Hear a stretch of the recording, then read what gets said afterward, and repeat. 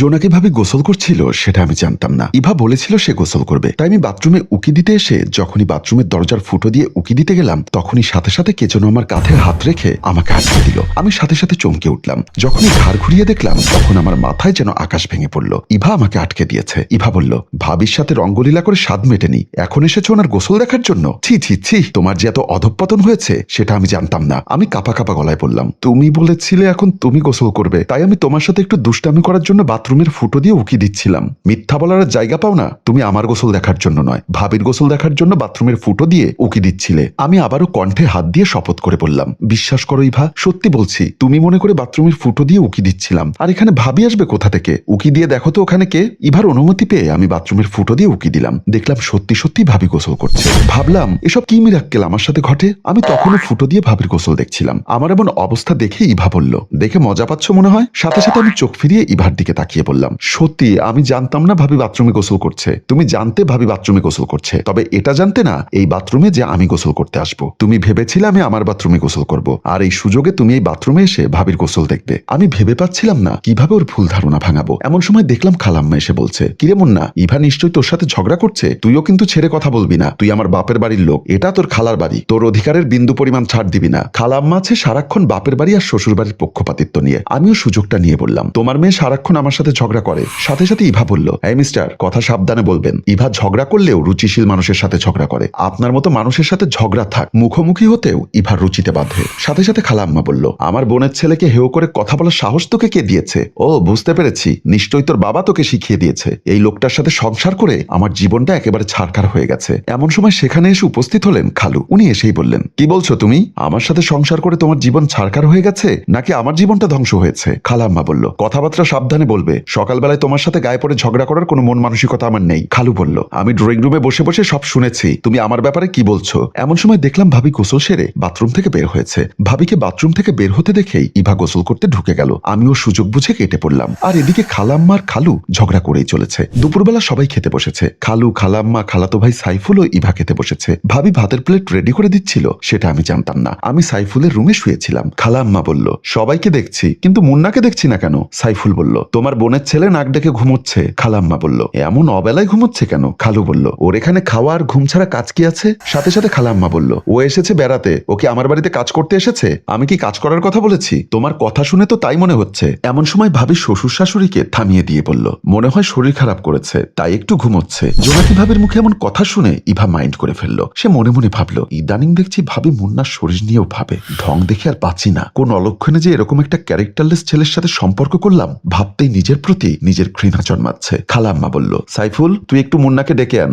সাইফুল বলল, আমি পারবো না, অন্য কাউকে পাঠাও। খালাম্মা এবার ইভার উদ্দেশ্যে বলল, ইভা তুই গিয়ে মুন্নাকে ডেকে আন। ইভা মুখে ভেঙচি কেটে বলল, তোমার বোনের ছেলেকে ডেকে আনতে আমার বয়ে গেছে, এখানে কি ওর কাজের কামলা আছে? ওকে ডেকে আনতে হবে কেন? ও কি জানে না দুপুর টাইমে ভাত খেতে হয়? ভাবি বলল, ঠিক আছে তোমরা খেতে বসো, আমি ডেকে আনছি। বলেই ভাবি যখন আমাকে ডাকতে আসছিল তখন ইভা ভাবি সুযোগ নেবে ভেবে সাথে সাথে বলে উঠল, তোমার আর দরদ দেখাতে হবে না, আমি যাচ্ছি। বলেই আমাকে ডাকতে চলে আসলো। ইভা রুমে এসে দেখলো আমি ঘুমোচ্ছিলাম। যেহেতু সে আমার সাথে কথা বলা বন্ধ করে দিয়েছে তাই কিভাবে ডাকবে, তার মাথায় দুষ্টু বুদ্ধি খেলা করলো। তাই সে বাথরুমে চলে গেল। বাথরুমে এসে গোসলের জগে করে পানি নিল। মনে মনে ভাবলো আমাকে হাত দিয়ে ডাকবে না, নাকে মুখে পানি ঢেলে দিবে। গোসলের জগে করে পানি নিয়ে আবার আমার রুমে আসলো। রুমে এসে দেখে তখন আমি নাক ডেকে ঘুমোচ্ছি। সাথে করে আনা পানিগুলো আমার নাকে মুখে ঢেলে দিল। আমি লাফ দিয়ে শোয়া থেকে উঠে বসে গেলাম। চোখ মুখ মুছতে মুছতে বললাম, পানি মারলে কেন? নাপাক মানুষকে পানি দিয়ে পাক পবিত্র করতে হয়। তার কথা শুনে তাকে একটা হ্যাচকা টান দিয়ে আমার কোলের উপর বসিয়ে নিলাম। সে বিরক্ত হয়ে বলল, ছাড়ো বলছি ছাড়ো। ছাড়বো না। কি করবে? আমাকে কোলে বসানোর দরকার কি? তোমাকে না বসালে কাকে বসাবো? পাছামোটা ভাবিকে বসাও। ভাবিকে কেন বসাবো? ভাবিকে তো ভালোবাসিনি, ভালোবেসেছি তোমাকে। কতটুকু ভালোবেসেছো সেটা বুঝতে পেরেছি। আর আমার সাপ কথা, আমি কোনো ক্যারেক্টারলেস ছেলের সাথে সম্পর্ক রাখবো না। বলেই সে আমাকে একটা ধাক্কা দিয়ে খাটের উপর ফেলে দিয়ে উঠে গেল। যাওয়ার সময় বলে গেল, সবাই ডাইনিং টেবিলে আপনার জন্য অপেক্ষা করছে, মন চাইলে খেতে আসতে পারেন। বলেই সে চলে গেল। আর আমি মনে মনে ভাবতে লাগলাম, খালাতো বোনের অভিমান ভাঙাবো কিভাবে? অভিমান হলে ভাঙানো যায়, কিন্তু সন্দেহ হলে সেটা দূর করা সহজ নয়। আমিও হাল ছাড়ার পাত্র নই। ওর সন্দেহটা দূর না করা পর্যন্ত আমি এখান থেকে যাব না। তাই শোয়া থেকে উঠে ডাইনিং টেবিলের উদ্দেশ্যে চলে গেলাম। ডাইনিং টেবিলে এসে দেখলাম সবাই খেতে বসেছে। আমাকে দেখে খালাম্মা বলল, কিরে মুন্না, তোর কি শরীর খারাপ? এমন অবেলায় ঘুমিয়ে আছিস কেন? আসলে খালাম্মা একটু শুয়েছিলাম, কখন যে ঘুম চলে এসেছে টেরই পেলাম না। আমার কথা শুনে খালু বলল, সারাক্ষণ বসে থাকলে তো শরীরে মেদ জমে যাবে। সাথে সাথে মুখ থেকে কথা কেড়ে নিয়ে আমার খালাম্মা বলল, ও কি তোমার এখানে কাজ করতে এসেছে? ও বসে না থেকে কি করবে? খালু বলল, কাজ করার কথা কথা বলছি না, সকালবেলা আমাদের সাথে একটু জগিং করতে গেলেই তো হয়। সাথে সাথে জোনাকি ভাবি বলল, হ্যাঁ মুন্না, বাবা ঠিকই বলেছে, তোমার ভাইয়ের মেদভুঁড়ি বেড়ে যাচ্ছে, পারলে এখন থেকে মা বাবার সাথে সকালবেলা মর্নিং ওয়ার্ক করতে যেও। ভাবির মুখে এমন কথা শুনে ইভা ভেতরে ভেতরে লুচির মতো ফুলতে লাগলো আর সাপের মতো ফোঁস করে ভাবির দিকে তাকাচ্ছিল। ব্যাপারটা আমি বুঝতে পেরে তাকে একটু শান্ত করার জন্য টেবিলের নিচে পা দিয়ে পায়ে খোঁচা দিতে লাগলাম। নরম নরম পা, খোঁচা দিতে খুব ভালো লাগছে। আমি খুব ফিল নিচ্ছিলাম। আমি ভেবেছিলাম পাটা ইভার, কিন্তু ভুলক্রমে আমি জোনাকি ভাবির পা ঘেঁষছিলাম, সেটা আমি খেয়াল করিনি। জোনাকি ভাবিকে দেখলাম মিটমিট হাসছে আর আমার দিকে তাকাচ্ছে। আমি মনে করেছি জোনাকি ভাবি আমার আর ইভার খুনসুটি টের পেয়ে হাসছে, তাই আমিও একবার জোনাকি ভাবির দিকে আরেকবার ইভার দিকে তাকিয়ে মিটমিট হাসছি। বিষয়টি ইভা লক্ষ্য করলো। সে ডাইনিং টেবিলের নিচে খেয়াল করলো, দেখলো আমি পা দিয়ে জোনাকি ভাবির পা ঘষছি। কথায় আছে,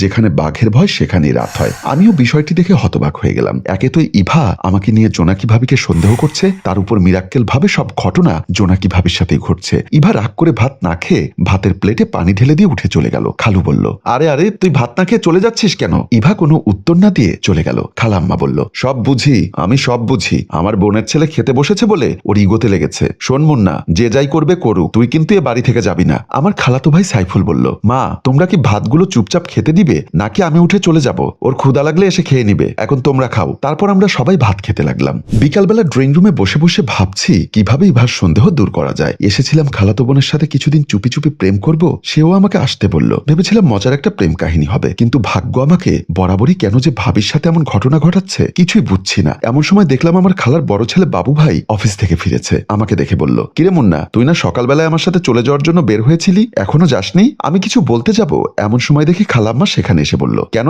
ও চলে যাবে কেন? তোরা বাপ ছেলেরা সবাই মিলে কি পেয়েছিস? তোদের বাপের গোষ্ঠী সবাই এসে যে লুটে পুটে খায়, তখন তো আমি কিছু বলি না। আজ অনেকদিন পর আমার বোনের ছেলেটা কয়েকদিনের জন্য বেড়াতে এসেছে, তাকে সবাই কিভাবে ঠেলে বিদায় করবি, সবাই মিলে সেই চেষ্টাই করছিস। এমন সময় আমার খালু এসে বলল, ছেলেটা মাত্র অফিস থেকে এসেছে, কোথায় তাকে একটু ফ্রেশ হবার জন্য সুযোগ দিবে তা না তার সাথে ঝগড়া শুরু করে দিয়েছো। এমন ঝগড়াটে মহিলা বাপের জন্মে দেখিনি। কি বললে তুমি? আমি ঝগড়াটে মহিলা? তোমাদের বংশের মতো এত নির্লজ্জ বেহায়া বংশ আমি বাপের জন্মে দেখিনি। খালু এবং খালাম্মার এমন ঝগড়া প্রতিনিয়তই ঘটতে থাকে, এটা সমাধান হওয়ার নয়। তাই আমি পাশ কেটে চলে আসলাম। বাবু ভাই ওনাদের থামিয়ে দিয়ে বলল, সকালবেলা মুন্না আমার সাথে চলে যাওয়ার জন্য রেডি হয়েছিল, এখন অফিস থেকে এসে দেখলাম ও যায়নি, সেটাই আমি জিজ্ঞাসা করছিলাম, এখানে দোষের কি দেখলে? সাথে সাথে খালু বলল, তোর মায়ের গায়ে পড়ে ঝগড়া করার স্বভাব আছে, সেটা কি তোরা জানিস না? বলেই উনি চলে যাচ্ছিল। খালাম্মাও পেছন পেছন যেতে যেতে বলল, কি বললে? আমি গায়ে পড়ে ঝগড়া করার মহিলা? এই দাঁড়াও, কথার জবাব দিয়ে যাও। বলতে বলতে খালুর পেছন পেছন উনিও চলে গেল। রাতে খাওয়া দাওয়া শেষ করে আমি আর সাইফুল একসাথে খাটে ঘুমিয়ে আছি। সাইফুল ঘুমলেও আমার ঘুম আসছে না। সারাক্ষণ মাথায় কাজ করছে কিভাবে ইভার সন্দেহ দূর করব। প্রেম করতে এসে সন্দেহের জাতাকলে পড়ব